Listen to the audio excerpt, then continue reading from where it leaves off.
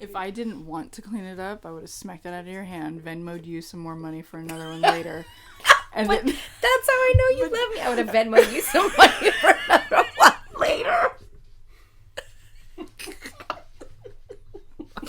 If you would have smacked this out of my hand, I would have been inconsolable because I would have been laughing so hard. You wouldn't have been able to talk to me for an hour. Like, welcome back, everyone, to Never Points North. Tonight.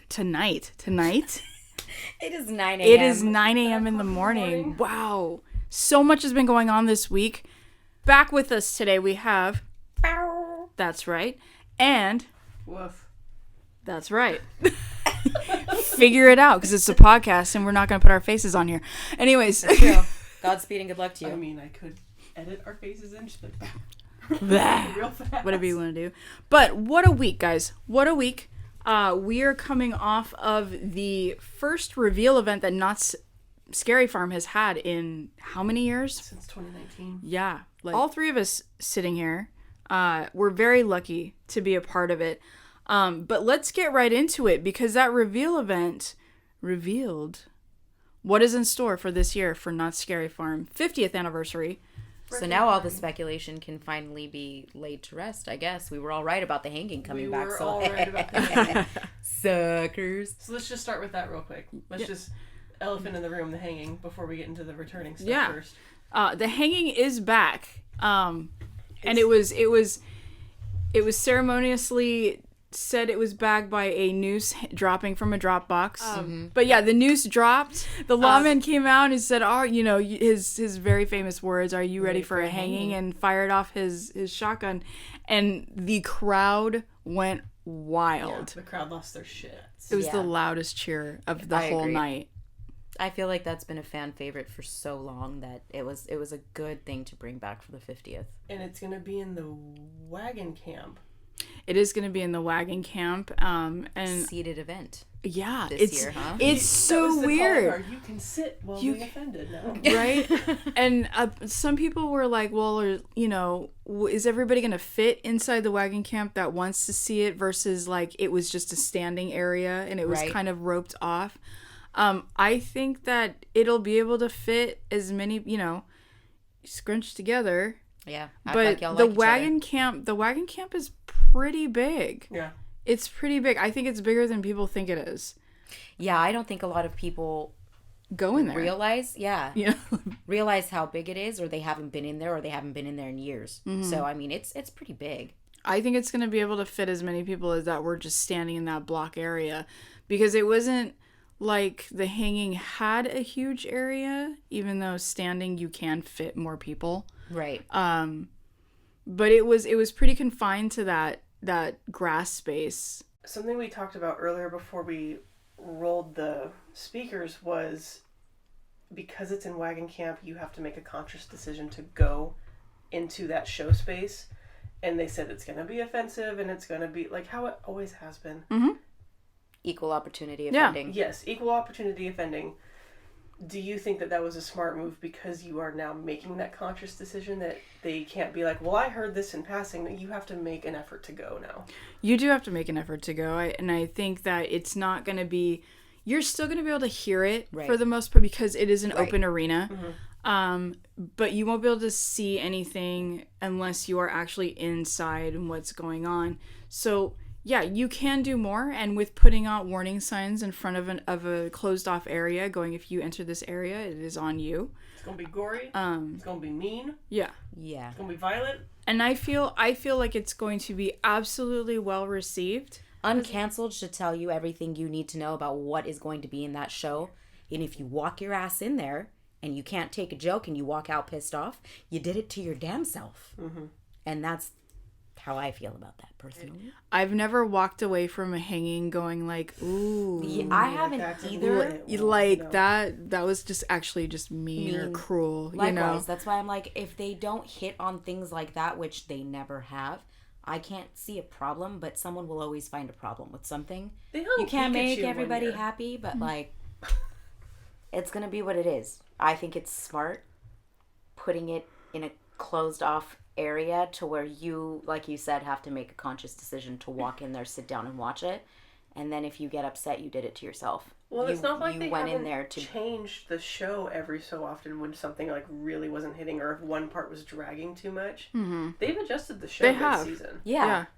And I think they've made political stuff where someone probably was like, you can't do that. And they're like, okay, we'll change it. Something that was funny that I saw in an interview, I think this was with Jeff Tucker or somebody, it was at Midsummer Scream when they were talking on the panel, and he's all like, we actually put up that tombstone for the hanging as a joke in 2019 as a joke. Was it supposed to be a joke? He said it was a joke, and he said what happened, and then COVID happened, and then it just kind of died and went by the wayside. And they were trying to basically recover what they could from the pandemic, and so it was one of those things where even us, as Fracture Compass, in speculation, we were like, well, there's the picture. There it is. Like, it's done in 2019. And who knew? Who knew what was, like, on the verge of happening? Yeah.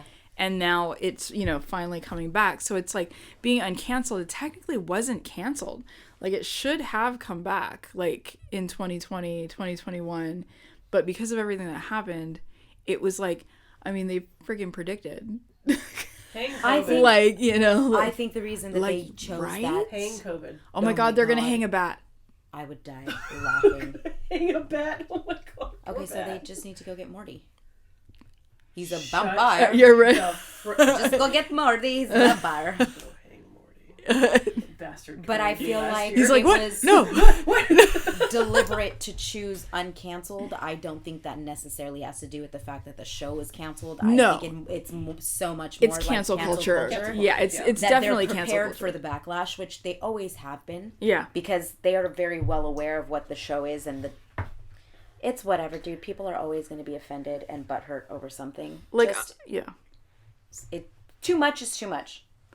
Stop doing too much. The art of just enjoying something and being like, ooh, that was kind of funny, is gone. So I'm hoping that people go into it with that mindset of just allowing themselves to be entertained. I think certain lines are allowed to be towed and then certain ones aren't. But right. Moderation. I'm gonna go see it. Absolutely. I would like to. I'm gonna go see it. Absolutely. On whatever day off that we get. Yeah. For sure, because it's, we have to. There's so many shows, but we're gonna get into that. So let's, guys, I guess we'll see. If you guys have any guesses about who's gonna be hung this year at the return of the Hanging Uncancelled, then let us know in the comments down below. Real quick, are you excited about it?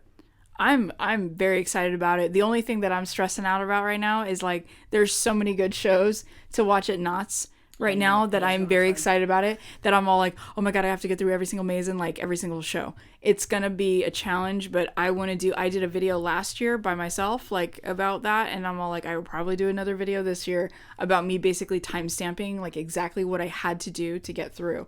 And at this point I'm all like, ooh, do I buy the front of the line pass? I know. Because can I not? Because the shows weren't that, to me personally, they weren't that great last year, and I kept complaining about bring back shows that have to do with spooky stuff. Yeah. Possessed in the Mystery Lodge. Possessed in Mystery Lodge or whatever. God, that was cool. I was not a fan. Obviously, I've said it a million times, so you guys are going to be like, groaner. I was not a fan of Puppet Up at Scary Farm. I don't think that's unfair for you to say, though. Some people really liked it. Absolutely. Some people it didn't hit, and I think what happened after Elvira? Hacks. That was atrocious. Yeah. Puppet Up was a huge step up. Well, it was, from yes. Hacks, but that's not everyone's cup of tea. No, it's not. And again, Puppet Up uncensored in a theater setting, and you paid $75, I think, is the baseline ticket, and it goes up from there. So you're getting all of that with the money. But I just didn't think it fit in Scary Farm, and it just kind of got old because even if you're 40 years old, you're a 5-year-old when it comes to toilet humor. It's the same sex, dick, and fart jokes. It just is over and over and over again, because that's anybody, 90% of the population have in their head. Yeah. But anyways. Are you excited for the Hanging? Oh, I'm stoked. Like, I remember the Hanging back when, you know, they had Freddy Krueger and shit come out before Universal started and hit him with a cease and desist. But, like, I love the Hanging, and I think it's going to be really cool that they're bringing back.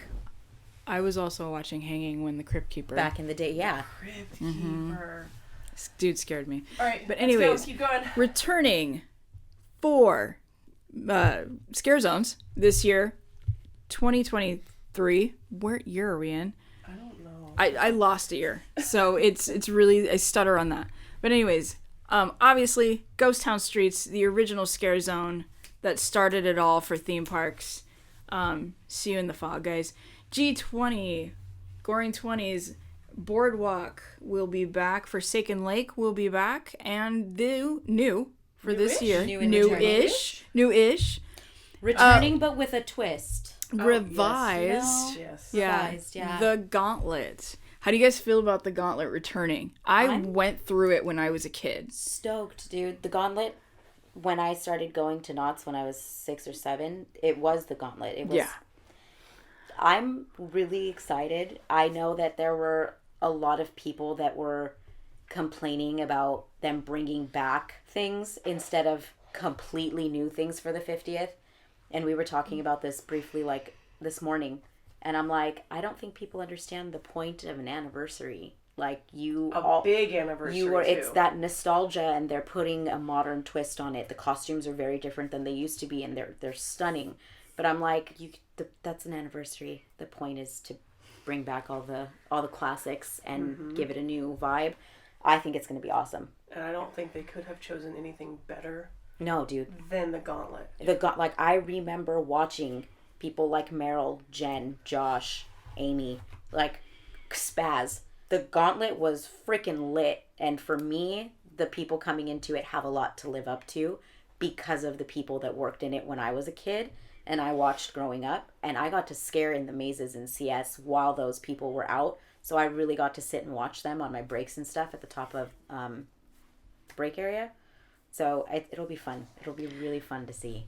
When I went through the Gauntlet when I was whatever age I was, it was scary. Yeah. I've never been scared to go through a scare zone like nowadays, but like when I remember going back, like I was like, I don't want to go back through there. I was like, it's scary. It's called the Gauntlet for a reason. Like, you have to like endure like what you're going when you through. Would walk through it, playing the bagpipes. Yeah. Yes. Yeah. Dude, I loved that man. With he was the kindest. He had the thing on his face. Yeah, he was like the dragon. Claw, it was like the dragon prosthetic thing. It was stunning, but yeah, it was classic. Like, that's what it was. I think was the Inquisition maze in that area as well. I think the Inquisition was where like Pumpkin Eater and Slaughterhouse used to be. I think it was in that area. So yeah, so like not only did you have the Gauntlet, I can look, but you had let me just look. Yeah. But you had, I believe, because I remember the Gauntlet exiting, or the Inquisition exiting out this weird area that I had to go down. You had to go downstairs to get out of it. It was terrifying. We absolutely bought Ted Doherty's new revised book, and it is amazing. If you guys haven't picked it up, if you guys haven't picked it up and you are a huge Not Scary Farm fan, please go pick it up. The Inquisition, Camp Snoopy Funhouse, 1997 to 2000. Yes. Yeah. See? That's awesome. See? I was like, terrifying maze. It was so close quarters. I remember this lady sitting in a chair and her just screaming and kind of like being over me. And I was all like, I still have that ingrained in my skull for life. What year was that maze there? It said 97 to 03. Yeah, I'm gonna be honest. I'm pretty sure that's the maze because I convinced my mom that I was old enough to go to Scary Farm and that I was going to be fine. My weak ass walked into that place and started crying, and my mom said, you wanted to come, you're going to tough it out through the night. And I'm 99% sure it was in the Inquisition. She handed my ass to one of the monsters, and he was carrying me, and he goes, you're fine, we're not real, like nobody's going to hurt you, this is all costumes. put me down. I looked at my mom and said, I'm going to work here one day. My ass came in at 18, got a job, and I've been working there minus a couple of years ever since, but I'm pretty fucking sure it was that maze. So Gauntlet returns for CS, and we will see how that is. If you guys went to the reveal event or if you've seen any footage of it, you had the king and the queen out from the Gauntlet. They looked fire! They looked really well. The queen has those purple eyes with just, you know, the shades of purple on her costume. The huge, it's amazing. It's beautiful. Beautiful job. Her name escapes me, who did the costuming, but it is I will put her handle up on the screen. But yeah, she did a phenomenal job. That costuming is stunning. All of the Gauntlet's costumes look so good, and the picture that she put up as the concept art was just so good. So I'm excited. Lori Lee costume design is gonna be who made these. Phenomenal job to you. But yeah, we'll put her handle up on the screen so that you guys can follow her. Hats off. She does some good work, not just for Not Scary Farm. Just in general. Yeah, just in general for a lot of different things. So moving on, because those scare zones, mazes returning for 2023. Origins. Whoop. Yeah. Of course. Bloodlines, 1842. No guns. No guns this year. Armed with only your wits this year. So let's talk about that real quick. Whew. Did you go through last season with the guns? Yeah. Did you like it? I didn't. No. I didn't like it with the guns, because I'm just going to go ahead and say it. There was next to no talent in the maze when we went through, which absolutely killed the experience to begin with. Why are you going to supply guns when there's nobody there? A, and B, when there were people in there, you were getting rushed through because it was supposed to be you're trying to kill them and get through it like it was an infected experience, but you missed the entire beauty of the maze. They put so much work into it that you didn't get a chance to look at anything. I'm excited to walk through it with no guns and actually enjoy the maze. What time did you go through, if I may ask? Your off day was a little later in the season, wasn't it? Yeah, No. like what time of the year? It was in the middle. It was in the middle of the season, but... Was it dark or was it light? No, it was dark. It was dark outside when we went through. So, like, if it's at the very, very beginning of the night and it's the first maze that you hit, I understand that people are still getting their makeup done and it's not going to be 100% full, but I could probably count on less than 2 hands how many talent were in that maze when we went through, and that's not fucking good. Wow. Okay. Like, not even an exaggeration, like less than 2 hands, and that's some Dark Entity shit, and I hate to say that too, but there's never anybody in that maze either. So, I mean, obviously there was some issues, and it did not go unnoticed that there were some issues with keeping people inside that maze, but I'm going to, somebody coming from Infected for 3 years, it was a really cool maze. The guns worked in Infected. Mm-hmm. You shot the zombies. We tried to keep as many people in there as possible because that was the whole point, right? Is to have something to shoot and to go through, along with having these beautiful set designs. But my personal opinion, like, the guns were also, as much as they were really, really cool, they were absolute nightmare. They were dangerous sometimes, especially if, you know, your few choice guests decided that this was actually the zombie apocalypse we've had, you know, and they would kind of get wild with it. And we'd have to, like, calm them down and keep them away from the actors, like, calm down. Like, we get it, but, like... We are happy that you are excited, But you're at, like, chill. A 10.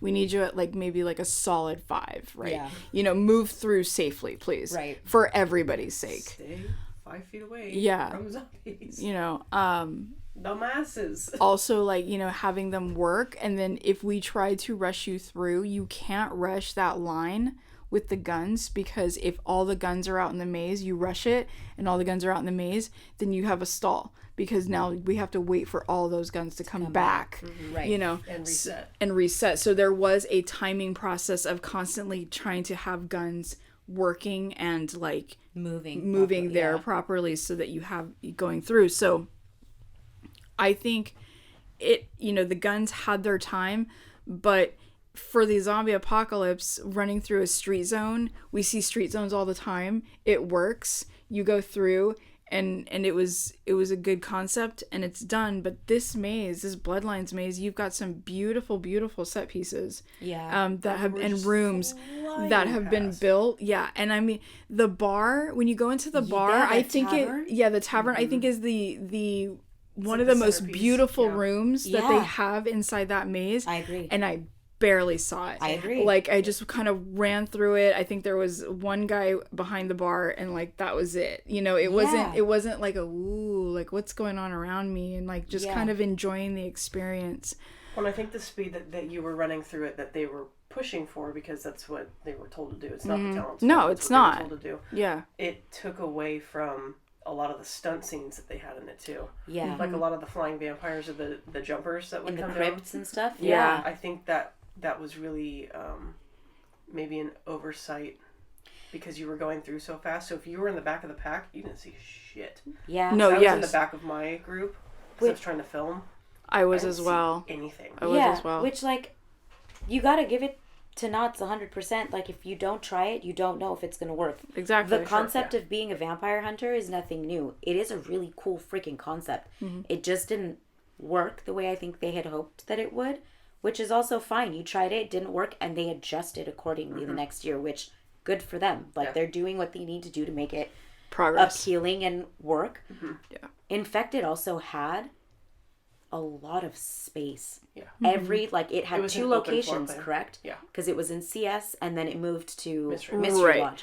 It was spacious. It was always a long enough experience to where having those guns worked to be interactive, where Bloodlines, it's a big warehouse space, but the way you're cutting corners and the rooms are made, I don't think lent itself to an experience like this. Right. The same as Infected was. Right. Well, there were even parts in Infected where you're sharing space with the same loop. So Alpha Streets in the beginning was going into Mama Pasta's, and you could still get the zombies on Alpha Streets as you were running through if you missed them the first time. Right. Mm-hmm. And get your kill count up.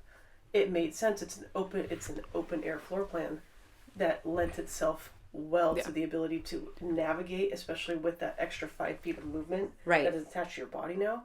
Where in a maze environment, in like you said, in the warehouse, it doesn't work as well. Right. Where I think conceptually on paper it probably was phenomenal, and then executed you're like, it didn't really work out as great as we wanted to. Because people ruin everything.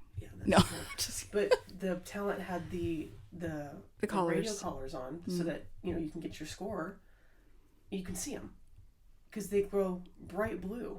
Yeah, they're all kinds of colors that come from them. When they get shot, they vibrate. They do a different. They do red. So you hit them.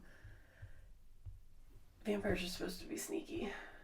Yeah. And you can see them just chilling in there. Yeah. Just trying to hide against the wall, and they can't hide. Yeah. Which to me also makes it dangerous for them, because if you have that one unruly guest that just wants to go and knock somebody out, you have a light on you. Yeah, and I feel like Infected had squad leaders. Yes. And you guys, squad leaders weren't... They were the ones progressing the movement of people, but also you guys were able to keep an eye on what was going on with the zombies. These vampires don't have squad leaders. It's just them in the room, and they're the ones that are being shot at. So if someone decides to get crazy and froggy with them, there's nobody watching their back to be able to interfere or intervene and help and be like, you need to keep moving or you need to get out. Or Didn't they have vampire hunters? They had vampire hunters, but it wasn't in every room. Right. Where, so squad leaders were like squad leaders were in rooms. Yeah, squad leaders were in every room. Like Alpha, like you had the squad leader bringing the group down, and then you had the squad leader at Mama Pasta's. Mm-hmm. In Bravo, and Warehouse too. Yeah, and in Warehouse, you had one squad leader that would span that room, the 2 rooms, but we were running back and forth. We're playing, and then Subway. Then you had one at the end of the Subway. Then you had like 3 in sewers. Yeah. So they were constantly watching. We had radios. We were in constant communication with each other the entire time, as long as we could hear. But like, we also had a military presence, and we were dressed like private operators and with an authority figure to go, hey, stop. Like we're not playing a role that we're like, ooh, we're sneaky or we're this or whatever. We are military like personnel, right? That can just talk to you like a normal person, right? Like you need to stop, and you already have that demeanor where you're like, fuck around and find out. Exactly, right? Where the vampire hunters are, even though we were fighting zombies too and infected, the vampire hunters were also stunt based, so they are actively trying to fight. If there even was one in the room, that's a caveat on its own. Trying to fight the vampires in the room and get you and push you from along. point A to point B, but they're like up on a table or on Alpha there Streets. Was one we had 100 yards to work with to literally drag people down the street. Yeah, we had. I think, from my recollection in Bloodlines, you had one that was just explaining stuff in the beginning. Yes, and remember these vampire hunters are vampires themselves, so they're going to have again. If you're this creature, you're going to have a different demeanor than anything, but you had the one in the beginning, then I didn't see another one till we got to... The Battlesmith? Maybe the Battlesmith. Then you had the one that was standing up on top of this, like, crypt or something, and he would bring his hammer down. And you had the rails. And you had the rails for the dogs. That was in the crypt, yeah. Yes. Yeah. And then... Because that was supposed to be both of them going back and forth at the same time. Yeah. Maybe at the end. With the king. Yeah. Right. Yeah. Which, again, that all happened before I even saw anything. Like, he was already dead by the time I made it into it. And I was all like, oh. Yeah, okay, bye. I was like, whatever. And then I literally heard it reset. And then I was all like came back with the camera and, like, stuck my camera, like, in the thing to, like, to film... The actual thing coming down, because it was cool because you would shoot out the windows, let the sunlight in, and then the chandelier would fall with the stake onto it. So all in all, I give them kudos. They made the change. Yeah, I feel like they either listened or they figured out themselves that having those guns didn't really work, and it kind of took away from the maze more than it gave. And I think that's awesome. I'm excited to walk through it this year with kind of new eyes. Yeah. And give it another go. It's a beautiful fucking maze. It is. It's stunning. And I think gorgeous. We're going to be able to see how beautiful it is. And every vampire maze they've had to date has been absolutely aesthetically breathtaking. Yeah. Like Dominion, Lore. What was after that? Dominion of the Dead, Dominion of the Damned, Lore of the Vampire. And then they had one after that. Lore and Lair were like were before that, and then I think Dominion finished out. It was a Dominion that finished it. Every vampire maze has been absolutely beautiful. This one is no different. So I feel like letting people enjoy how pretty it is important. It's just vampires are that like aristocrat, upper echelon. Yes. You should be able to enjoy it that way. I think so. Yeah, and I think every maze with vampires has been like more of a Victorian goth. And now we have moved to the streets because it's a different setting. You've got these basically warrior vampires versus these feral vampires. So they're in the sewers and the crypts and stuff like that. So yeah, it's a different setting and it's a different look. It is. It's basically Blade. It's basically Blade. Back in the day, But moving on from that, whatever your feelings are of Bloodlines, let us know, guys. Again, returning a favorite, Waxworks is going to be returning. It'll be in the back area. Dark Entities. This is its final year. Enough said. We're going to go for 10 more hours on that. Mesmer. Mesmer is coming back. Mesmer is a beautiful maze. To be a favorite too. There were a lot of cheers for Mesmer. Yeah, that one's also a really pretty maze. Beautiful, really beautiful cool. maze. Yeah. I love Mr. Zoetrope. I do too. I actually have from the art show last year. Somebody made a tiny a print, and it was Mr. Zoetrope drawn out and everything. I have it. When we get our forever home one day, there is going to be so much haunt. Just one room is just going to be haunt art. Store? Pretty much. Pretty for sure. much. I love that. Like that is what is going to happen, especially since we have a trickster mask. Especially, I'm going to tell you, every year for the employees, Knott's has a sale that just different props that they're getting rid of at the end of that, that they're of mazes that they're not going to be using anymore and pieces. Every year I buy something. every year. We will have our own legacy store by then. We have a koi dragon from Shadowlands. Yeah, we have a koi dragon from Shadowlands that I bought. Yeah, like koi dragon from not getting rid. I have the original pumpkin trickster mask that they used in Trick or Treat or on the streets, whichever when they had. And the amazing art that is produced by the artists that are going to the Into the Fog show, which I do believe will be debuting September 8th this year. You said that. I am still to this day kicking myself for not getting the Donkey Boy in the cage. Me too. Me too. Pinocchio Unstrung, they had the Donkey Boy, and he was in the Pinocchio costume, and I thought he was going to be a lot of money, and he wasn't. I kicked myself to this day for not picking him up. I know. I want it so bad. One more returning maze, and I skipped it because I thought we would probably have a discussion, is the Depths. The Depths will be returning this year. That fourth maze back there behind Ghost Rider. Yeah, it's one of those two. But it was kind of noticed that usually 2 mazes are going a year, and it was not announced at the reveal that this would be its last year, but it showed up on the pins that they are going to be releasing. It is on a tombstone. It is on a legacy pin with an end date. Which is this year, along with Dark Entities. So, I don't know. Take that as you will. R.I.P. Did you like the Depths? I didn't mind it. I thought it was a really fun maze to go through. Did you ever go through that atrocious elevator scene? I said it. It was bad. Wait, wasn't that in like the earlier? It was the second year. 2019. They originally wanted to do it the first year to have you like actually descending down into the depths. It was bad. It was literally you sitting in that room for like 30 to 45 seconds while they like change doors basically for you to go into the next part of the maze. I feel like I did because that sounds vaguely familiar. Maybe I blocked it from my mind because it was a ridiculous experience. I can't remember. But that sounds familiar. It was rough. And if you didn't time it well, the group came in behind you while you were still in the elevator, and they were supposed to be like getting on board at top, and you were supposed to be getting off at the bottom, and it didn't work. It was bad. Well, that's another one. Pivot. It didn't work. They took it out. Pivot. I think one thing the Depths did really well, 2 things. They had the laser swamp. Yeah, I love that thing. The Gilman. That's so cool. I think that became really popular. I think that's one of the better scenes in the Depths. And then the moving ship after the Kraken. Mm-hmm. Yeah. I think was really cool. So we'll see what they do with this last year, but it is probably its final year.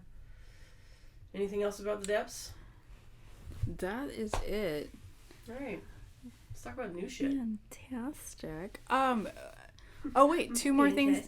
Two more things that are going to be returning. Halloween Hootenanny Log Ride, which is a classic. That'll be running during the day and night. So if you guys don't want to spend time in line for that, just go during the day or get a combo ticket. Let me put it this way: you should not be riding rides at Not Scary Farm. No, you are wasting your time. Go during the day. Do Timber Mountain Log Ride, Halloween Hootenanny, and do Calico Candy Mountain. Unless you have a Fright Fastlane Pass, then ignore everything. Then just don't. Do whatever you want. But now I'm like, I'm literally like the challenge. If I get a Fastlane Pass, and I go to Buffet, are you going to be able to do everything and the shows? Can I do everything and the shows and Calico Candy Mountain? And Hootenanny? Does that mean you have to go on like Supreme Scream and Silver Bullet? No. You don't like that? No. I'm just saying the themed rides. Oh, okay. You know what I'm saying? Like Scary Farm offering themed rides. So it would just be those 2 rides and all the shows and all the mazes. Like how fast could I get through? Try it. Because I think your experience on a Wednesday or Thursday would be vastly different than a Saturday. It probably would. You know? But we'll see, like, what day I get off. We never asked for a weekend off, though, so... We didn't. I think if we want to just talk about, like, the Fast Lane and Buffet and all that really quick, on a Wednesday or Thursday, you can get almost everything done with just a buffet ticket, the early slot, because you get that back access first. If you don't really care about missing rope drop potentially. You will miss rope drop if you're not rushing. Yeah. Like through everything. And I mean like sprinting through 4 mazes, which no one wants to. No.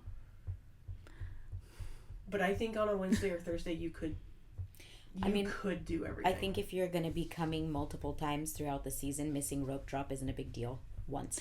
No, but it's but this I feel like this is the rope drop you want to see. Yeah, I was going to say it's the 50th, so I mean it's at your discretion. Yeah. So. I mean, obviously Sarah Marshall is back, so I'm hoping that she'll take center stage somewhere.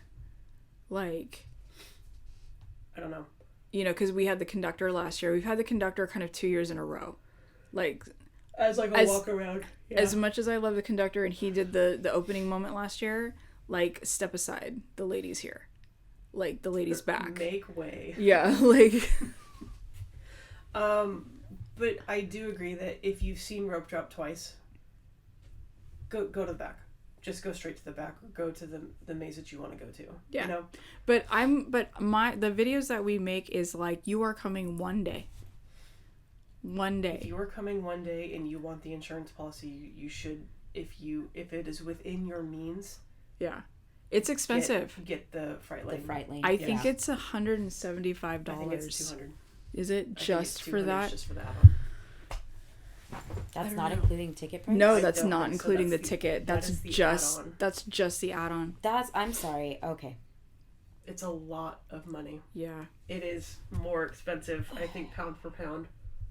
Can you look that up? I'm going to look at really fast. That's a little bit rough. Because it's more expensive than a one-time express at Universal. I was just going to ask. Because it was $206 for a one-time express at Universal. That's including the... On the night that we chose. Yeah. Which was one of the less expensive nights. The only reason that I will say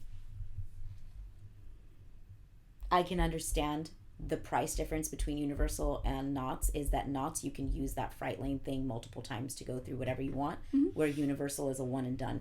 They have the unlimited, which is more expensive, right? But it skyrockets. But that's my point. So Knott's is still on an equal playing field with Universal because you can go through as many times as you want, where Universal's one time is the same price. Yeah. So they're still doing okay. Yeah. So I don't think it's that extreme. When you look at it like that. It's still expensive, though. I'm not saying it's not expensive. It's an expensive night. It's an expensive night, but... It's something that... when you go to events like this, you plan for them. Yes, and you know ahead of time what you're going to be spending. We talked about with Mike is our hobby as haunters is very expensive. It is. And you're aware of that. Like, if you really are someone who enjoys going to these events, you know all of this ahead of time. Yes. If it's like a first-time thing or you don't go often... You probably look at the prices and you pay attention. You save the money. If you can afford it, you're going and you're using it. If you can't, you go and you do the experience that you can afford, which is fine. There's nothing wrong with that. Which segue, this is why one of the reasons why we love home haunts so much is sometimes you get even better experiences for almost nothing. I agree with that too. Okay. Do we have an answer? Give an answer. Which... Here's okay, so it's from 145. If you just get the Fright and Fast Lane, that's from. So obviously it's going to be a little more on weekends or whatever. But you get that priority access to all mazes and priority boarding on select rides. So they're going to... But if you're going to pay $145 plus your ticket, right? They have the nightly all-inclusive bundle right now. Okay. That's from $200. So I went onto it to say buy now. So if you're going on a Wednesday or a Thursday with this bundle for $200, you get a single night admission to Not Scary Farm. You get a select entree and side from the list of Scary Good menu options, plus a regular size fountain drink. You're going to get the Fright and Fast Lane. It includes your general vehicle parking. Oh, shit, that's worth it right now. That's worth it right there. So parking sucks. Like, it's not going to be the upfront parking, but it's just going to be for general, which is $30, I think, or something weird. But on like the Thursday, it's gonna be $199. But if you like click over to Saturday, like say September 30th, which still isn't a busy night, it jumps up to $260. Okay. So now you're getting a little up there. But you're getting food. I was going to say, getting food. I feel like that's the same and parking. Yeah. So that's the $30 for parking. Your food would be more. Probably like another $30 than the to other $30, especially if there's more than one of you. You're probably looking at like $60. Yep. For food. Yep. So I mean, it's, to me, that's still decent. I'm not saying that it's not expensive. I'm just saying it's, for what you're getting, you have to be reasonable. Yeah. And if you go to like October 21st Saturday to October 28th, you're looking at like almost $300. You're at like $284. That's the same as the Express Pass, though. They use that surge pricing. Yeah. Which every park does. Every park does. Like it's just not. Yeah, Universal does it too. It's not anything new at this point. Disney started it, and we all went, okay. Yeah. I mean, so and now you got to be honest about the time that we're living in. Everything after COVID is far more expensive than it was pre. It is. It just is what it is, and that is the world that we live in right now. So do you think... I don't even want to, like, percentage-wise. I heard something that just blew my mind that I'll talk about to you later, but, like, it was something about, like, the Great Depression versus now. Oh, yeah. And how is worse. It's worse now. Like, Absolutely. the Great Depression was, like better off than we are garbage. Now. Yeah. But that's for another day. Do you think, before we even talk about the new mazes and the shows other than the hanging, do you think with the addition of that extra maze, with a Fright Lane ticket on a Wednesday or Thursday, do you think you could do everything? I think I could, and now I'm starting to like think about it because I love doing the buffet, and like, but that $199 includes the Fright Lane pass plus your ticket, but you're not gonna get the buffet. The buffet itself has two options now. It's got the premier seating, which I believe like you have to you'd have to pay. I think no, it's like I think you have to pay to go into somewhere else, versus paying the general buffet, which probably will put you in the chicken house. Oh, outside, not Spurs. Right, but Spurs is something's going on in Spurs. Yeah, I vaguely feel like that's true, that they're doing something else in Spurs just because we walked past and there was a sign up. Yeah. Wasn't it a sign or something? Something said it. It made it sound like that might be its own thing. Obviously, I don't know for sure, but... Spurs was the place to be. Spurs was the place to be, that would suck. We could also be completely wrong. I know, but who knows? But even if that's a possibility, that sucks. Spurs sucks, but it's business savvy. It's only a $5. See, it's only a $5 difference though. Like $35 versus $40 to get the premiere. But the thing is every time we've done these like challenge videos, can we follow our own, tips and tricks basically? Buffet has been the it's been your ace up your sleeve. Yes. That has been the only way that you've had time at the end of the night to go do whatever you wanted to do again. Yeah. And I feel like without that, though, you might just not have the extra time. Doesn't mean you still can't get through everything. With a Fright Lane ticket. Yeah. I don't know if you'd be able to do it this year without one. I was wrong. Not, yeah. I was wrong. Buffet prime seating is the 5 o'clock. And it's $55. If you want times between 5:30 and 6, it's $49. So I don't know. Like she said, we saw the sign. There's something going on in Spurs. I don't know if they're using that anymore. I'm not sure. Damn. I mean, we're gonna find out the 21st. We're gonna find out. So. But I'm gonna go. So now we have a decision. I have a decision to make because I really want to do buffet. Because I like doing it, interacting, last year. And whoever else is doing buffet. Because there's different monsters every year. It's just those two have been. It is a treat. Yeah, to have Virus screaming at you from across the restaurant, and then like beeline you with a bone saw in front of him. I don't know. There's few joys in life than being harassed by those two. Honestly, I would just feed him the whole time. He might let you.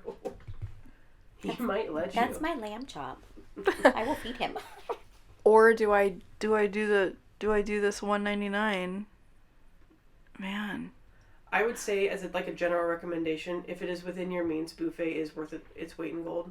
Boofet is a very good option to get that head start and to get all 4 of those things in the back done. If it is even further within your means, the Fright Lane ticket is a very good deal. And I think you would get your money's worth out of it. We talked this out, and then I'm all like, oh, you have decisions. I do. I'm all like, I don't know. All right, so let's talk about brand new mazes. Obviously, Calico Candy Mountain is coming back as well. Which is a little bit different at nighttime. It is a little bit different. Tiny bit. The witch eats the kids at the end. Ta-da! And now you know. I mean, you could just look it up on YouTube. But it is a little bit different. It's family friendly during the day, and then it goes a little more Hansel and Gretel in the end, but with a bad ending. Right? It's the Brothers Grimm ending. The real Brothers Grimm ending. So, brand new mazes for Not Scary Farm. We have 3 this year, not just 2, but 3. Let's talk about cinema slashers. So what was the plot of Cinema slashers was you are walking into the movie screen. The movie screen, and you are now a part of the storyline, essentially. And from what I understand is that you're going to be walking through old mazes. 3 in particular. But the thing is they said trick or treat. Yeah, so it's like they're revising specific mazes as though they are horror films, and you are walking through those horror films like you're interacting and being a part of them. Got it. So I think picked... the cinema slasher's the dude chasing you. Correct. Got it. So you're the final girl. You are. You are the final girl. You should wear your shirt that night. But it'll be trick or treat, and there was something that we noticed because when they said trick or treat, I thought they meant trick or treat the maze. The witch's house. But then you were like, "Why is trick or treat like the Sam? Movie, like Sam poster on there?" So I'm kind of like, "Ooh, I don't know. Which trick or treat are we doing, guys? Which one are we doing? Because I'm happy. Because like you were saying, like either one, I'm ecstatic. I loved the maze and I love the movie. Right. And I don't like horror movies, but there are certain ones that I hold dear, and like Sam is like the cutest little killer in the world. So he's precious and he's a god. Yeah. So it's like, but like you guys said, trick or treat is an IP. So did we take on an IP this year? Like, like a slice. They did. I mean, quarantine. No. They've done it. So I know. So who knows? We're also getting. But yeah, we're gonna go through trick or treat. We're gonna go through Camp Gonna Getcha. That's funny. That's probably gonna be like a Jason Crystal like thing. Yeah, kind of thing. Yeah. And then one more area, and I forgot what it was. I don't remember. I do not recall, if I'm being honest. We'll find out. It'll be a surprise. We'll find out. We'll find out. That one's gonna be where Dark Ride was, I think. Yes, in the Boardwalk Ballroom, because that was the only other location that it could have been, because they announced the other ones. It's true. What was the next one? Room 13. I'm so excited. Inside the Goring 20s area. You guys have been speculating. There's been a lot of speculation about what was going on at the arcade area, and that is what it's going to be. It is going to be amazing. That Art Deco is going to be with the green. Great. Oh my God. Super excited for this maze. So are we finally going into the Blind Tiger? We are finally going into the Blind Tiger, into the hotel. It's going to be amazing. They are actually going to be selling the Devil's Elixir as a real drink this year. I believe it's $22 is what I saw. It is a cocktail. It is alcoholic, guys. For $22 it better be. Like, it's just a really glorified soda. I was going to say, you never know, because it's a novelty thing, because it's in a street zone, they could still get away with it. Yeah, but for people that are like, I didn't know, there's alcohol in it. I want it. I mean, this would be like a pipe dream, because I love like the look of the bottle of the Devil's Elixir and that glow. Like, if they sold it in the flask. Oh God, that would be amazing. Like, I swear it would fly off the shelves. $1 million idea. Fly off the shelves. Not listen to me. Merchandising. Where's Carl? Carl, get it done. We need the Devil's Elixir bottle. And it needs to glow. Like, you need to be able to like turn it on and glow. Like, it'd be amazing. I mean, they made lanterns. They could make the bottle. So I think we talked about this before we started rolling. this is going to be the Origins equivalent to Goring 20s. Correct. Yes. Yeah. Which I absolutely love. Yes. Amazing. Absolutely excited that they are doing that. And then, last but not least, we have the original maze of Knott's Scary Farm coming back for the 50th anniversary, and that is the 10 Chilling Chambers. Which is now just called Chilling Chambers. The Chilling Chambers. But it is going to be an homage to all things Scary Farm, and as we see, the Keeper is going to be taking us through his history that he has been collecting throughout the years. So he's literally a lore keeper. He is a lore keeper. He is knowledge. He's going to guide the guests through. He is in every single room from what I could see. I got chills just thinking about it. I really enjoy the fact that they're going back to their roots in a multitude of ways. I think that's awesome. And wasn't 50 freaking years, dude. Wasn't one of the people on the art that they did, like, probably one of the most famous maze monsters of all time, the doll from Doll Factory? What is her name? Jill. Yes. Who had the blackout eyes and the dreads. Poster child for Doll Factory. Yeah. She was the one in front of the doll, like mid-maze. She was the one in front of the dollhouse. Yep. She's a beast. Yeah. I remember her. Yeah. Yeah. She is the sweetest human being you will ever meet in your life, but the second that girl is in a costume, no. When she was in Ghost Town, I was still in a maze. When she was an orphan, I used to run and she used to sprint because she knew. I was terrified. I have a picture when they used to have the coffin out in front of the saloon and you could take pictures. Mm-hmm. The monsters used to be able to take pictures in them. Mm-hmm. I have a picture of me crouched down covering my face and Jill is just sitting next to me. And you can tell she's freaking smiling through her damn mask because her eyes are squinty and she's just loving every second of it and I'm a miserable bitch. But I love her. She is phenomenal in costume. Tangent, but she's a beast. Do we have any maybe predictions or wants of what you want to see in Chilling Chambers this year? Like, what do you think stood out to you as really prominent, important mazes throughout the history? I think Asylum's probably going to be one of them. I think so too. I think Doll Factory is going to be one. There, and maybe. Then I feel like they are going to revisit like OG mazes. Like Hatchet High? Like way back. C3? Probably, which would be really nice because Hatchet High is where I started. I know. That would be cool to see. Did you see the Hatchet High sign in the Legacy store? I did. The big long one? I took pictures. Yeah, I took pictures of them. I have like all of the pictures from when I was in costume in those mazes, so I think that's really cool. But that's awesome. I would love to, honestly, I'm just kind of like go with the flow. I'm just excited for whatever they do in that maze. I think it's going to be really fun. So many Easter eggs inside of there. So that's what Ted said, right? It's just going to be Easter egg town. It's Easter egg filled, which gives that maze, I believe. I mean, if I'm wrong, this is probably going to be the longest line, and for the newest Not Scary Farm maze, and it's also going to be repeatability is going to be insane to see all those Easter eggs and try to figure it all out. I agree. And that maze might be, I'm really interested to see, I think, how some of these things are received by new age guests compared to guests that have been coming forever, because this particular one might be geared more towards people who have been coming for 10, 20, 30 years. You know what I mean? And that's to that fine. Facebook group, the Not Scary Farm fan page. Look, I don't know if you want to get me started on that, because the complaining that was happening on that damn page after the media event. We'll talk about it later.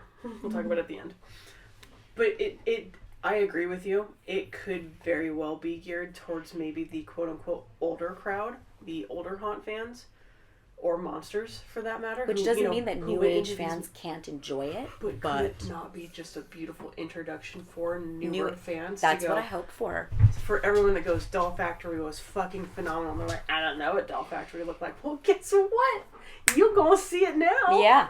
At least one room of it. I'm excited no matter what they do. I think it's going to be so cool. I think it's going to be really cool. I'm just stoked. But I also agree with what you said, or whoever said it. It's going to be one hell of a line. Oh, absolutely.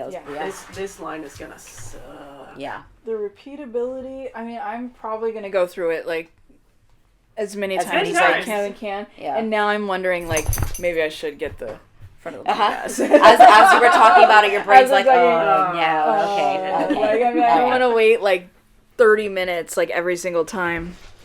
Get here. 30 minutes, I think, would be lucky. I think so, too. You think so? Yeah. And I think this also, other than the Gauntlet coming back, I think this is going to solve a problem that you saw in the past couple years with camp. The dog has joined us. I'll put her picture up too. It's going to solve a problem that we saw happening with camp, is there was really no draw to walk through camp anymore. No. There's a huge draw. Not only do you have the Gauntlet coming back, but you have basically the history maze. You do. You have Nostalgia 101 maze coming But through. it's still going to be where Pumpkin Eater was. Mm-hmm. So it's going to be that front area and not so much the back area. But since it's the Gauntlet and it's not right the hollows anymore, hopefully people are just going to be like in there. You're struggling over here. What's happening? Your dog is trying to bathe me. Okay, so when when Riley licks, it picks up on the microphones really strong, and all you hear in the background, and all she wants to do is lick her. I love you. Be with her. I know. I just wanted her to be here, and she decided to make her way across the couch. Thank you. Why do you keep finding my open leg?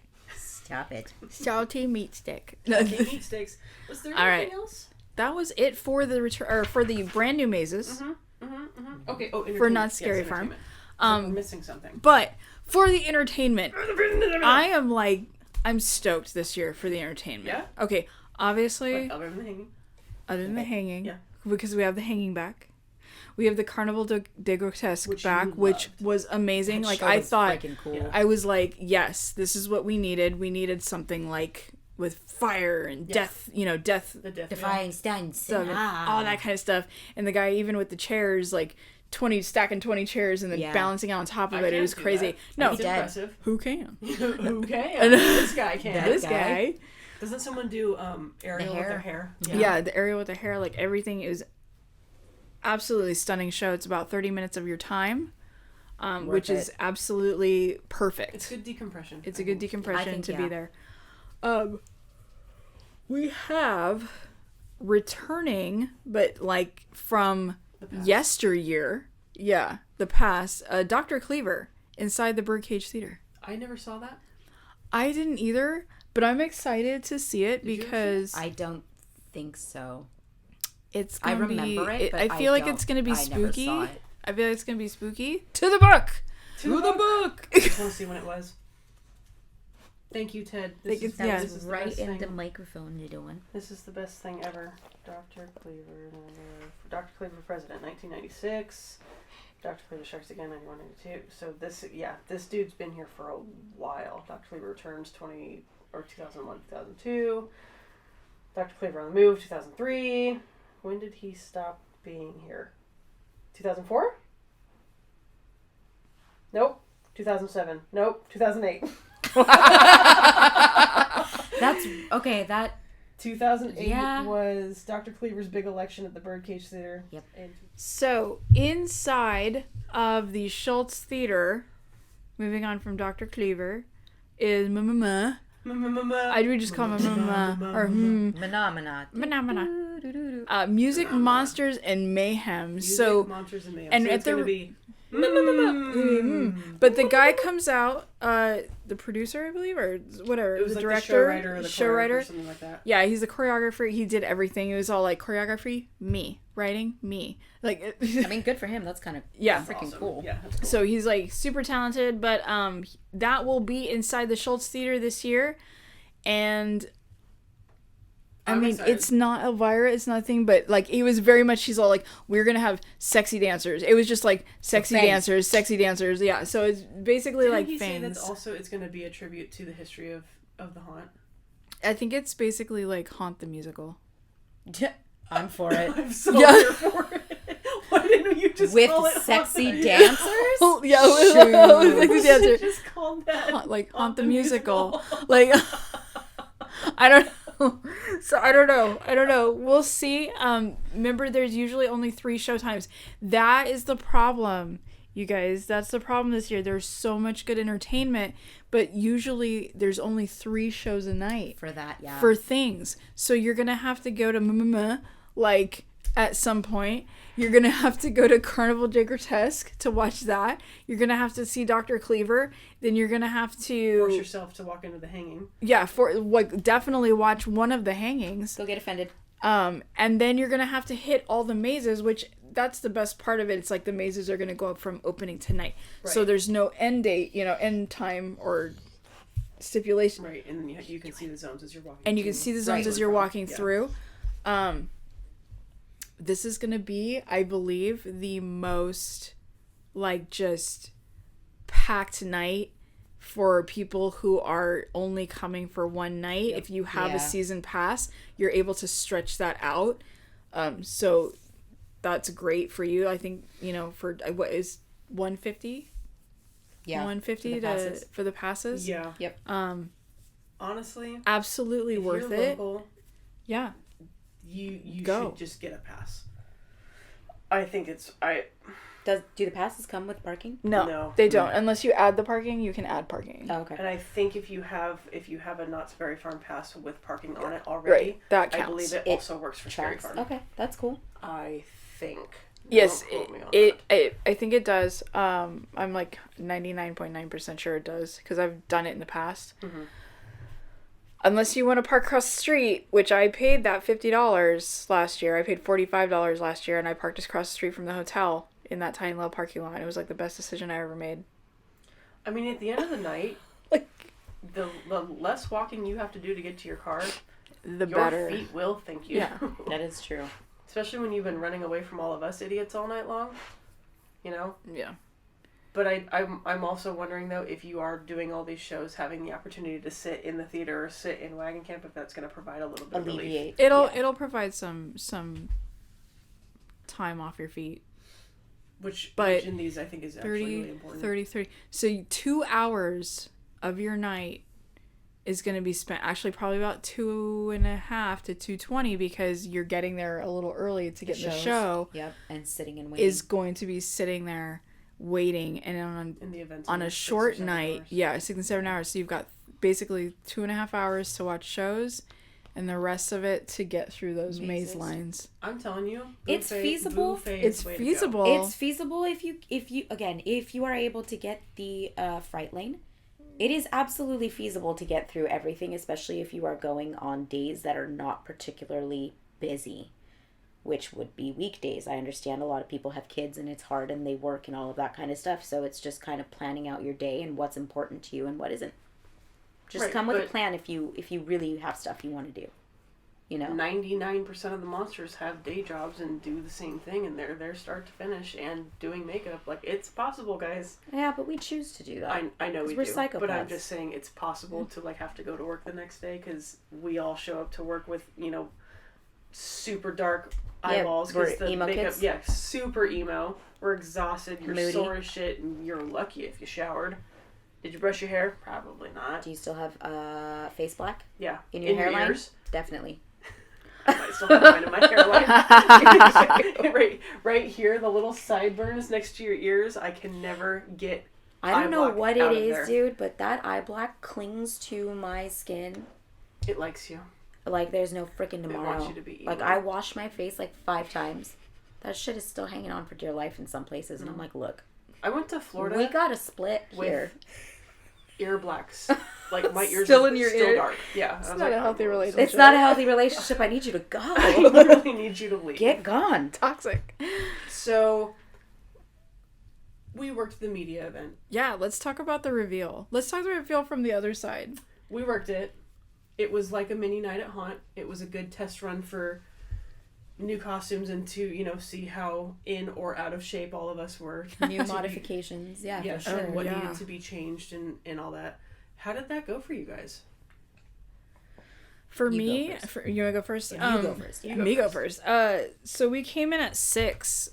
This event started at 7, and I'm gonna tell you, everybody was stoked. I'm gonna say everybody was stoked to be there, If you got invited to work this event, it was not.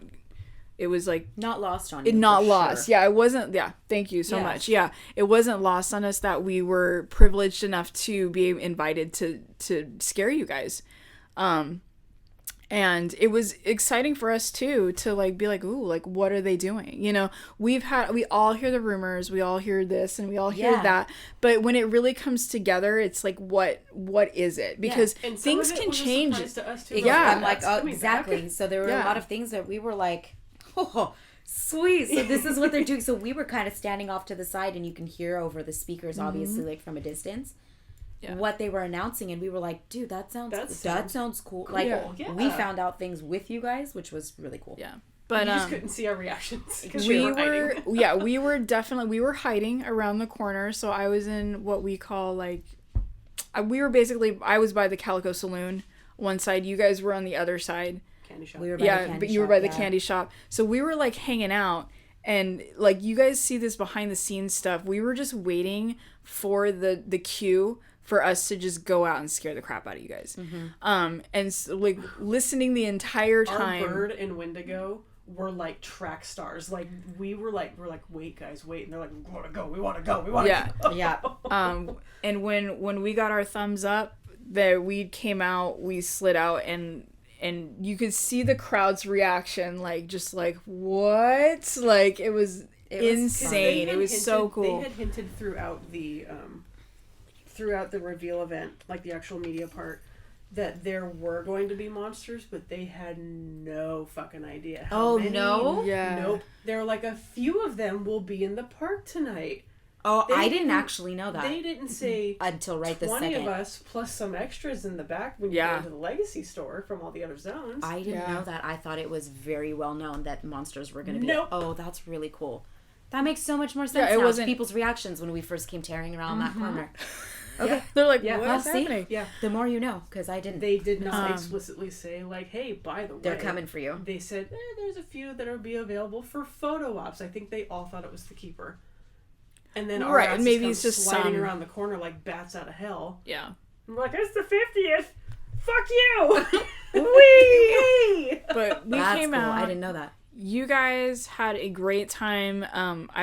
Obviously walking around as a monster, you guys were noticing that there was different things going on. There was like history talk with Ted Doherty. There was talking with the designers. Cool. Jeff and Leanna had a trivia. Mm-hmm. Yeah, Jeff and Leanna had trivia. The makeup artist did a demo. Yep, and then you had Lori's designs inside of the old haunt museum, which was City Hall during the day. Mm-hmm. And we were, I'm just kind of like looking around like, oh, this is really cool as like I'm scaring and stuff.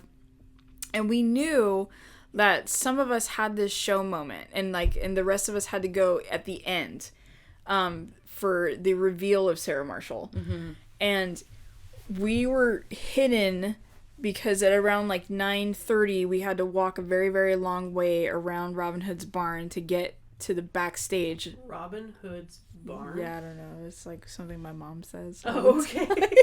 I love that. Okay. I have no idea what it means. Okay. She's just always said it. And so I'm like, sure, Robin Hood's barn. I mean, you have to go all the way around. I want to ask her right now. What do you call Robin Hood's barn? I have no idea. Mama. But every time she goes, you have to go all the way around Robin Hood's barn. It means you got to go all the way around. Anyway, so when we went around to this backstage area where we had Sarah Marshall, a human. Yes, the citizen. The citizen, in quotes. And then there was another one as her final form, the Green Witch. And there was 10 of us that had to put on these very, very heavy robes. These robes were about 10 pounds. And then I had to walk all the way around so you guys didn't notice where we were. And that's where we popped out. We ended up doing that procession up through and doing this moment. And there was monsters on one side of the stage, there was monsters on the other side of the stage, and we were being very, very hidden for the most part. If you knew where to look, you could see where we were. Everyone was watching this witch hanging. Yeah, but it was funny because the whole goal of this was to have everybody staring up at the Green Witch on the ceiling, on the roof, and have her do her moment and say like, "Calico is mine, lawman," like, get out.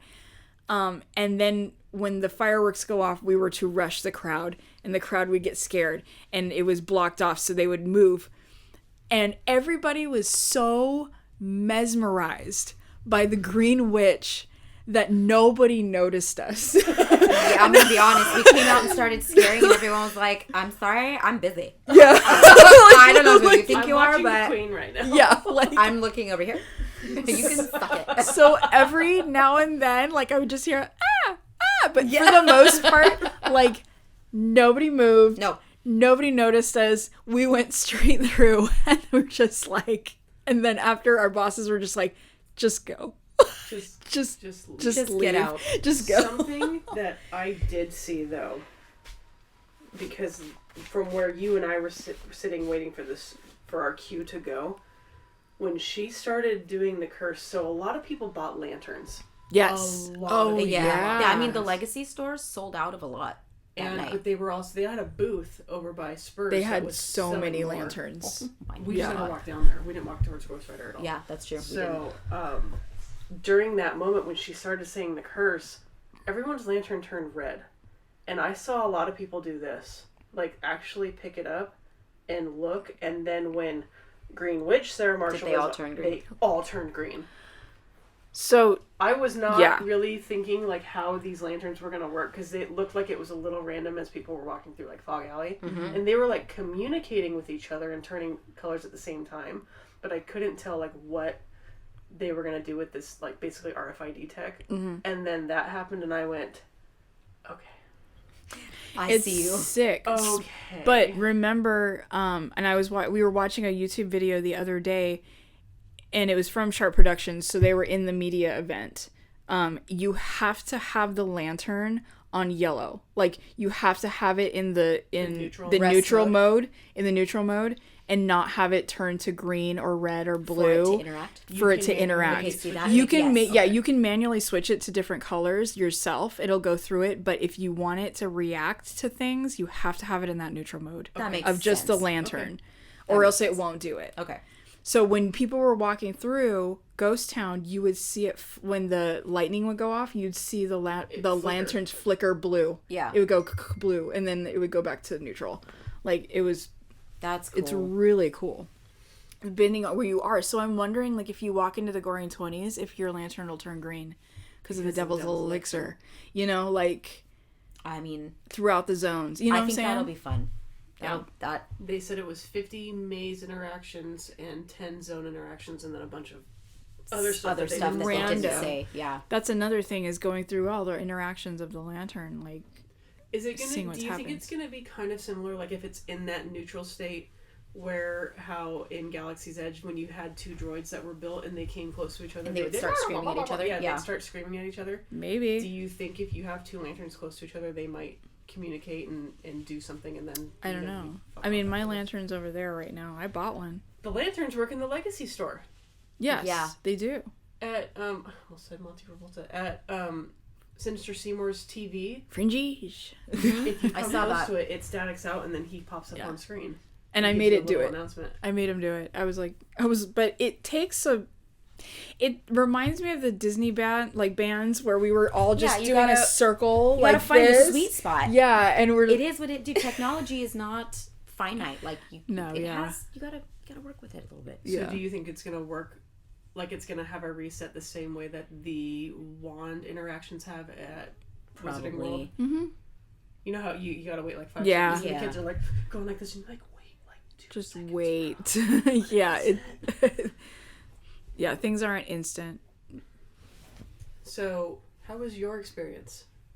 It was a lot of fun. I was super stoked that some people caught my tribute to. Yes. I got a couple messages saying I understood what she was doing. I did too, and I really love that to death to my brother. So I came out with a head covering this year to pay tribute to him and to that character, being off somewhere else dealing with the other half of the world's garbage. So I thought that was really fun. It was a really fun thing. The experience was a blast. this year.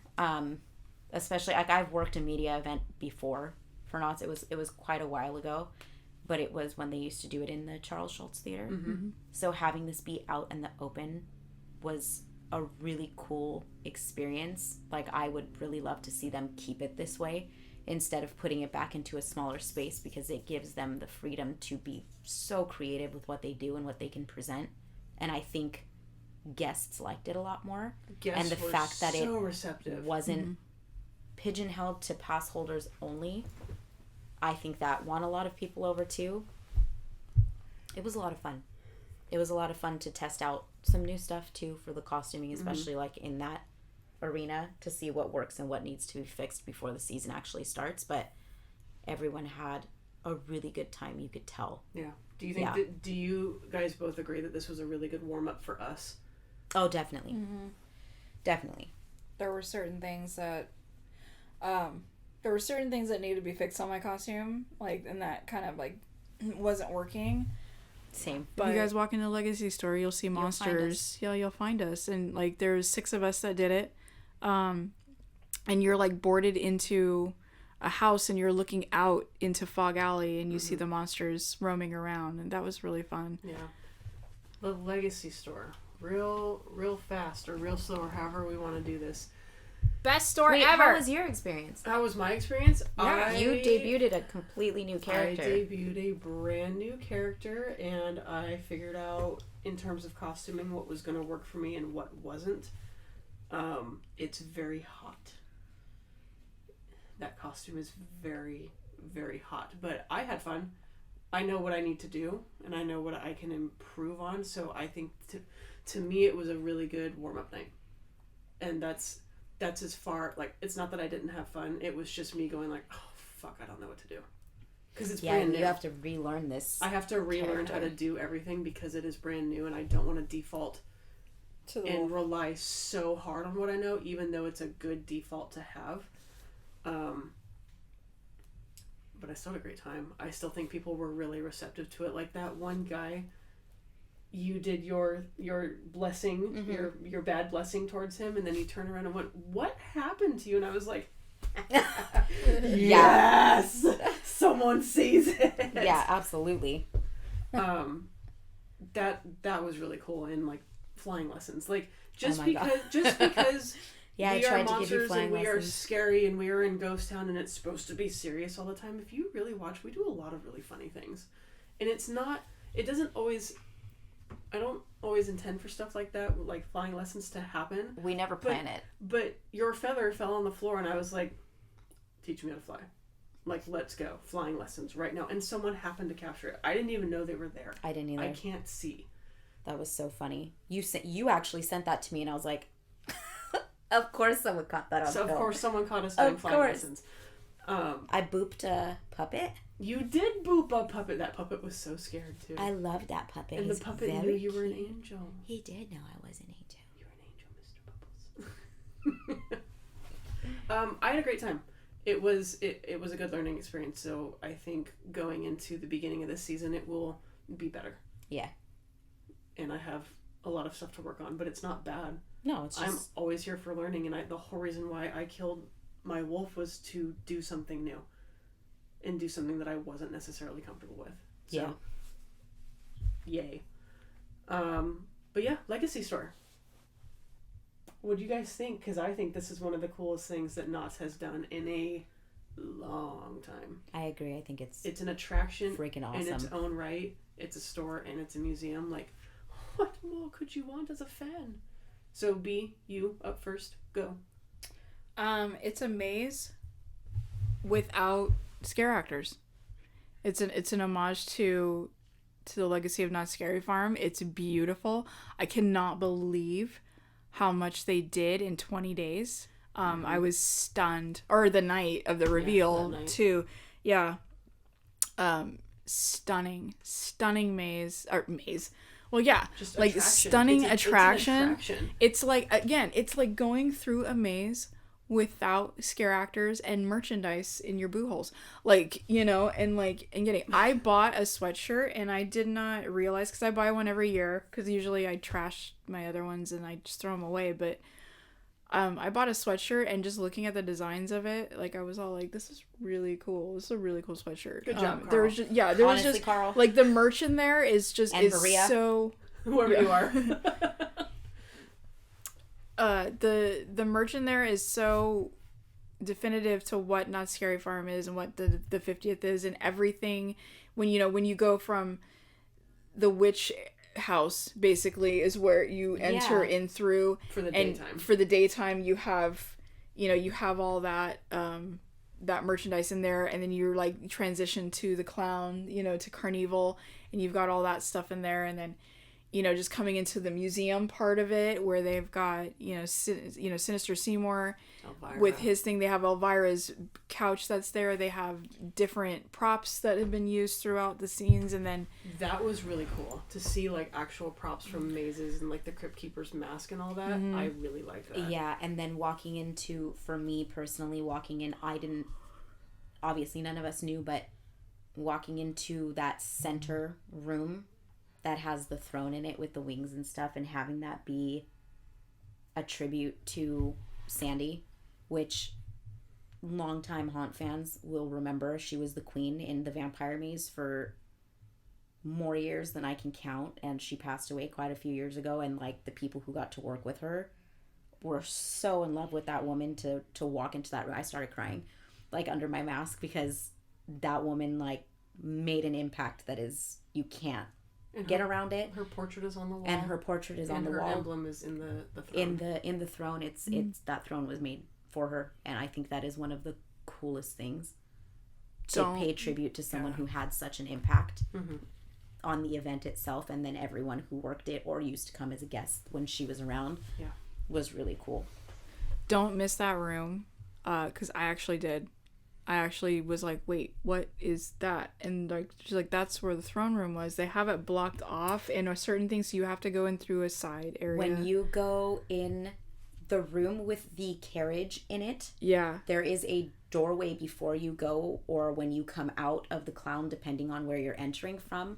It's either going to be on your right or your left. That takes you into that center room that has the throne in it. Mm-hmm. So during normal daytime operations, your entrance is outside of the park, where the Emporium store is. Mm-hmm. During Scary Farm hours, your entrance is actually inside. Like, you have to be a Scary Farm guest to get into it. So it's two completely different entrances, which is also really cool. Yeah. Because that's a tunnel and a hallway you won't see. If you're a daytime guest, they have it blocked off. Yep. Yeah. So that's kind of cool. Yeah, it's very spiderwebby. It's disgusting. Yeah. Do you remember when we were watching? Like, don't look up. Yeah, and then my wings got caught in the webs, and I was like, this is so perfect. I hate it here. Because it was a big old spider that got caught on the tip, and I'm like, stop moving. I felt it too, and I was like, get me out. But it's, man, I want it to stay forever. Yep, I do too. I don't want them to get rid of it. I think we should have a legacy store. I think Knott's was the original theme park to bring this Halloween thing to life for theme parks. I agree. So why wouldn't we keep this forever? You know, it's so cool. It's just so cool. And every time you go in, there's something new. Yeah, and so to tear it out, I feel I would just weep at that point. Like, it's just so beautiful. So everybody that worked on it, amazing job. Amazing job. It's beautiful. I don't know. There's something about walking in there that, for old fans or people that have been going for a long time, or people that have made the jump into being a part of the event, or even people that are brand new. Didn't you take your niece in, and didn't she love it? Yeah, we had to walk through the store like 3 or 4 times, and she just was not willing to leave. We took her yesterday. She had such a good time, and she's 7, and she's, back and forth with the idea of whether or not she wants to go to Scary Farm this year and all of that. So she's like, can I put your mask on? Like, can I wear it? And I'm like, yeah, if you want to, you can wear it, to get used to the idea that it's not real. Yeah. And stuff like that. So we'll see if she actually comes. But yeah, she didn't want to leave. She kept walking through the store. She's like, this is so cool. This is so cool. This spooky. And I'm like, oh my God. It's so funny. But like, I remember she's a little psycho. But it's like, I remember being her age and being like, this is so cool. Ooh. I'm still like that, but it's different watching a kid go through that realization that spooky things are cool. Really good introduction to the aesthetic, and like, this is what it will look like without there were actually a couple of different parents that had kids around her age in there that going, okay, well, do you want to go this year? Like, this is what it's like standing at that screen looking into Fog Alley. Like, it's a decent thing of what your atmosphere is going to be like going through the park and stuff. And the kids were like, yeah, that'd be cool. Or some of them were like, and they're like, okay, maybe next year. And they're like, yeah. Like, it was actually kind of cool. Like, between the 4 or 5 times that we went through the store, having different parents say that. It is. Like, you realize that. Taking your kids in there. This is a good way for you to introduce them to something. This is a good... It's a little tester area. Good segue, then, into what I kind of want to talk to both of you about, because I think we're all on the same page, but at the same time, we understand the caveats that come with this. Is the no boo necklace. I think someone like your niece would probably benefit from something like that. It's the people that are going to get it for the purpose of being an asshole and harassing Talon about it. Yeah, which is inevitable. But what are your guys' opinions about it? Because it is going to be a hot button subject. I put it up on the channel Instagram and was like, what do you guys think? And I got 68 fucking comments about it. People were booing Leanna and Jeff on stage, which is, that's just fucking rude in my opinion. I was like, it's not their design. They have no control over it. They're just there announcing for the event. Right. If you don't like it, don't buy it. Yeah. Do I think, personally, I think it's, if you're coming to an event like this, you know what you're walking into, but at the same time, is it any skin off of my ass to see someone wearing it? No. It's not a guarantee that we aren't going to scare you. We have contacts in, especially in Ghost Town. It's fog everywhere. There are blue, green, and purple lights in our face at all times. I don't know that I'm going to guaranteed see that damn necklace glowing around your neck. And if I scare you anyway, I don't know what to tell you. You're here.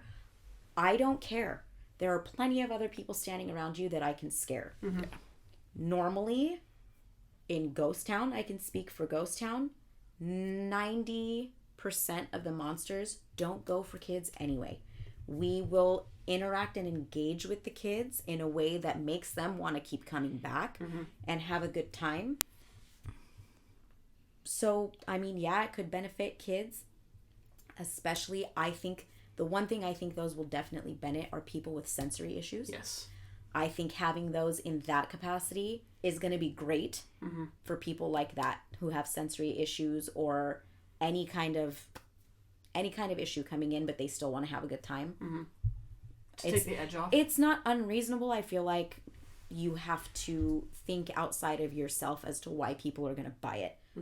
I wouldn't buy it. I wouldn't go to an event like Knott's and buy something like that because I want you to scare the shit out of me. But like going somewhere like 17th Door where I don't want to stick my hand or get covered in fucking cockroaches, I'm going to buy a pin that like exempts me from certain things. Because I don't fucking like it. Right. So I'm not going to talk shit when other people come to an event and want that same thing. Don't fucking scare them. On any given night, you have at least 10,000 people in the park. Mind your business somewhere else then. I don't know what to tell you. But it's also not a guarantee. If I scare you, I scare you, and oops. You brought up a really good point about, at least in Ghost Town, because, this is where we work, and we understand how a lot of our coworkers are. We interact with kids in a way that you're absolutely right, that makes them want to come back, and we make them fans. Right. And they realize, oh, this is a lot of fun, because I'm now seeing it from maybe the monster's point of view, where we're being quote-unquote friendly in a way. Kind of. We're staying in character. They're seeing a different side. They're maybe seeing a little bit of a nicer side. And then we go out and scare the shit out of their parents. Yeah. But the kid's just like, oh, this is so funny. And then they think it's funny. Yeah. If you can't scare them, entertain them. Yeah. Make them laugh. Which ultimately, like, we are being hired as entertainers. Yes. Yeah, our job is to scare people, but you are supposed to be entertaining people. It comes with the territory. You scare one person in a group of friends, and then they all laugh, and you're like, my job is done. Yeah. You can move on to the next group. Admittedly, though, on the flip side, right now, I just thought about it. Like, everyone who is unhappy about the no boo necklaces, I still think it was bullshit to boo the 2 people on stage. It was just fucking rude. Mm-hmm. I can understand why, because apparently the entire ass necklace glows. Yes. And that is going to be an experience killer for some people. Because some people, like you said, will buy it just to be assholes. Mm-hmm. And guests who come and really want to enjoy the experience will have it tainted. Which I can also understand if you're looking at it in that way. It's not that I don't understand. It's just come with your attitude adjusted. No different than what I said for Midsummer. You must sit up. I was just like, wait, I just had a thought. Give us your thought. The Nobu necklace specifically says it does not work in mazes. Correct. Right. I am wondering if you have it on, as you go in, they are going to tell you to douse it. I hope so. Yeah, I hope so too. I hope that if in the beginning it says turn it off, and if the blackouts or line control sees it, they're like, hey, just turn it off. It doesn't work in here.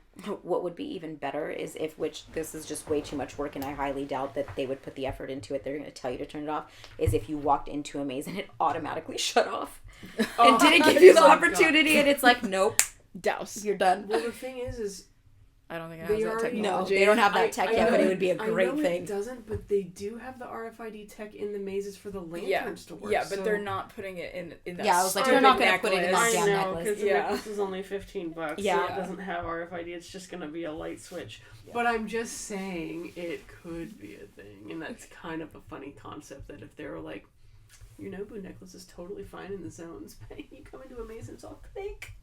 Battery died. Bye. That thing is chintzy. Hello? I think it was a remote. I think so too. Okay. I was all chintzy. It's chintzy. Chintzy. It was pretty bad. I was like, I held it. I was all like, crush this thing with my finger. Oh, it's weak. It's just very thin plastic. On the talent side of things, my one concern is the harassment that the talent is going to have to endure because it's inevitably going to happen. On the other side of it, you're exactly right. People with sensory issues or very young children who just brave enough to start coming to stuff like this and want to see it, it might be a good way to introduce them to the event. My other fear is them trying to make Scary Farm more family friendly when this should be like a PG-13 essentially. Which event to begin with. I agree with that too. Like I know that there will probably be people who hear me say that and go, well, if they're kids, then it's free game. You came in here knowing it just makes you a dick. I get all of that. And you know what? At the end of the day, it's at your discretion. Because when I was in mazes, I made kids cry. I know I made kids cry. I watched them start crying in front of me. Like, I get it. You can scare kids and whatever, but like balance, dude. It's balance. It was never like scaring kids with the intention of scaring the crap out of them to make them cry. You're doing your job, and if they get scared, they get scared. But like, again, it's at your discretion, I guess, you know? And like, I'm not going to sit there and... are a whole different beast. Try and down somebody for doing what they got hired to do, but if you're doing it solely for the fact that you see a kid and you think they shouldn't be there, you're an asshole. Yeah. Sorry. I think mazes are also different, though. Mazes, to me, are much scarier than scare zones, for the most part, because of the environment that you're immersed in. And we have all worked mazes here. You sometimes can't see the child standing behind mom, and I never really go for the first person because they always put the brave person in the front. Exactly. The going like this. No, you want to get the people in the middle so that they have the same experience. Yeah. I'm really sorry if your 4-year-old was standing there and they happened to get the full brunt of that. Like, that was not intentional, you know? Dude, and in that same vein, last season, I saw kids rolling through that could give a fuck. Yeah. Those kids were just stone cold looking at you at like 5 years old going, what? And I'm all, whoa, that's kind of, I mean, dude, we're raising a generation of people who just don't care. And I think that's great too. Good for you. Give a fuck. So, I mean, that's cool too. It's kind of like it's entertaining for me to see everyone's reactions to things at different ages. So being fans, all of us here at the table, are you excited for all the nostalgic things that are making a return? Heck yeah. Absolutely. Are you more excited for the maze side of things, the scare zone side of things, or the shows? I'm excited. I think I'm just all around excited to see it, because it's also being able to look back and be like, I also have to remove myself from what I know from all of these things, from going as a kid and working the event when they were around, you still have to remove yourself and be like, well, that's not the same. You can't do that because it's not meant to be the same. You're paying tribute to it. It was never going to be what it was. So I think even I have to kind of do that and remove myself. So I'm really excited to see what they do with all of it. If the costumes alone have anything to show for it for the Gauntlet, it's going to be really freaking cool. It's going to be amazing. It is those things that you can look back and be like, wow, I remember that. And I remember that. Stop. I'm not that popular. My phone keeps going off. And there are moments, even as, and I'll share this. This is kind of a private moment that I had somebody shared with me, and then I shared with Jackie actually last year. And I'm not gonna tell you exactly where, but we would dip into a place, and we would hide, where you could not see us, and we would stand there, and we would close our eyes, and we would just listen to the sounds of Scary Farm, and just hear the fog going, and hear the crowd screaming and laughing and having a good time. And that feeling is something that you only get there. You know, you only get at a place that you've just, a lot of us as fans and everything have grown up in. You know, going as a child and then deciding at 18, I'm going to go ahead and work there. Yeah. You know, and carrying on that legacy, because at the end of the day, you know, we can be that standout monster, that person, or that great slider or whatever, but we are all part of a legacy. And that's what makes it special. So come with your attitude. Adjusted. Accordingly, God damn it. Enjoy what we, the collective we, everyone that has ever been involved in this event is doing, because we do it because it's fun. We certainly don't pay a whole lot. We do it because it's fun and because we love it. I mean, it's the golden anniversary, and a lot of us will have Easter eggs. I've tried to spread the word amongst other zones to have something gold. Mm-hmm.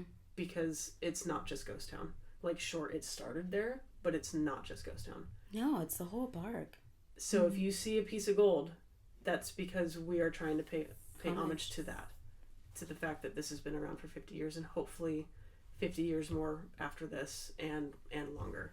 Something about the Legacy store really quick to kind of pivot to end this. It will be open during daytime operations.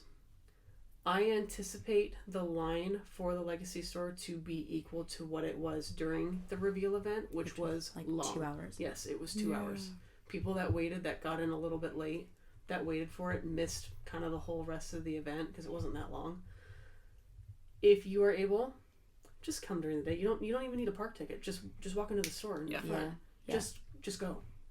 Even better if you can do it during a weekday, because we went in the next day and we walked right in. You guys didn't. We went yesterday and there was no wait either. Mm-hmm. I don't think that the groove of it being there has quite hit yet. Right. And that people realize what's there, because they have all the windows blocked out, and they're all pictures and stuff. Mm-hmm. So I think people associate that particular store with having the window dressings there all the time, right, and being able to see into the store. So I think that might just take a minute for people to realize. But it's like, how many people actually pay attention? I knew it was there and I didn't see it. Because there was 2 hosts standing outside. Did you have 2 hosts standing outside? There was one. The first time we went in, she was saying it's a museum, like, and kind of like trying to direct barking traffic for it. Yeah. You know what I mean? Like, come in, it's a museum for the 50 years, blah blah blah. Mm-hmm. But then after that, the next times we went through, there was someone standing there, but they didn't say anything. It was someone different. Okay.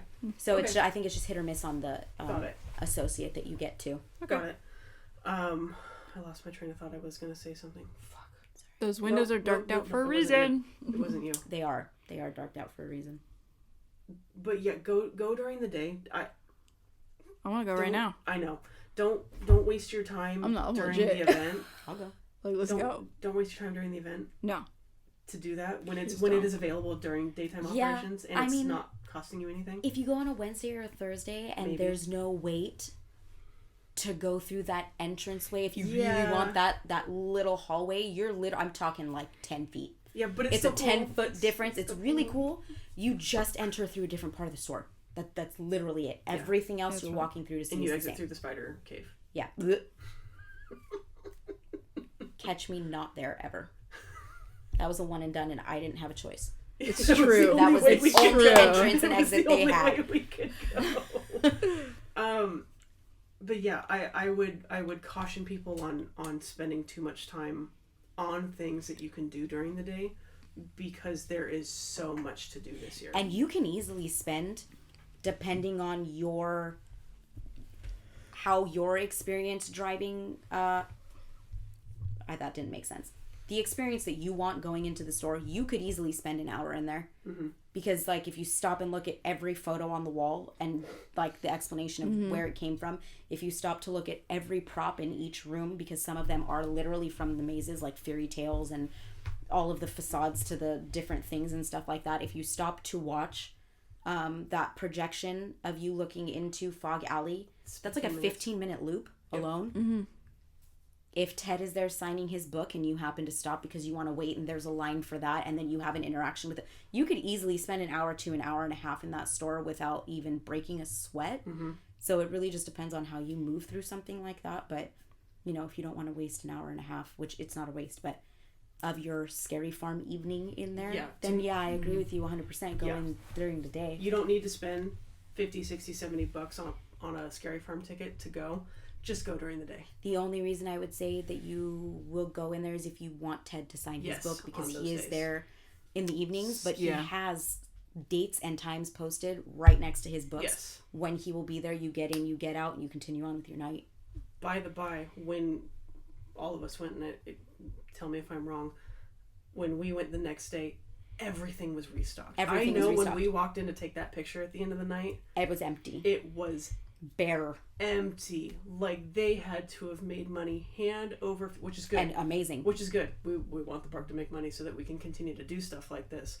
But when we walked in the next day, full shelves on everything. It did not look like Black Friday. Yeah. Every time I went in yesterday, there were constantly people shuffling through and restocking things. Okay. Good. Like, if someone pulled something, I will tell you right now, the associates right now, because it's still not like the brunt of haunt season. Right. They are on their game. Something got pulled. They got a taste of it. Yeah. Something got pulled and they were restocking it.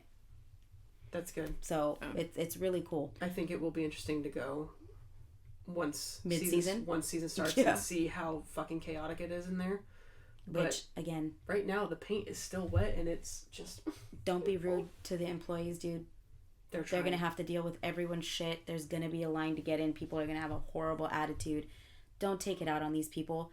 Half of the people that are working at stores and stuff are freaking teenagers and kids, 18, coming out of high school, getting their first jobs. Mm-hmm. Don't make their working life miserable because you want to have an attitude. Come with your shit adjusted. I think that's going to be the title of this. Come with your attitude adjusted accordingly, part 2. Yeah, I was like, wasn't that the last one? Midsummer. It was the one before Midsummer. Yeah. So, anything else? I think that's it for now. Yeah. Till we really get into it. The next one, we will have gone to Halloween Horror Nights at Universal. So so just to be clear, we're not doing Fright Fest this year. We are not doing Hallow Scream. At least you and me. Mike might. I don't know what his haunt schedule is yet. Mm-hmm. But we all start the 21st. So once the 21st hits, we are so deep into season. We are deep. But yes, we will have gone to Horror Nights. I think Mike is going that Saturday or Sunday. I don't remember which one it was. But we will talk everything Horror Nights probably on the next one. I don't think we'll talk a lot about Knotts because we already know everything. Yeah. We already know everything. I think that's it. All right. Go to the Legacy store, guys. Yeah. It's really fucking cool. We're in it. Get to the Legacy store. Enjoy this haunt season. Just live.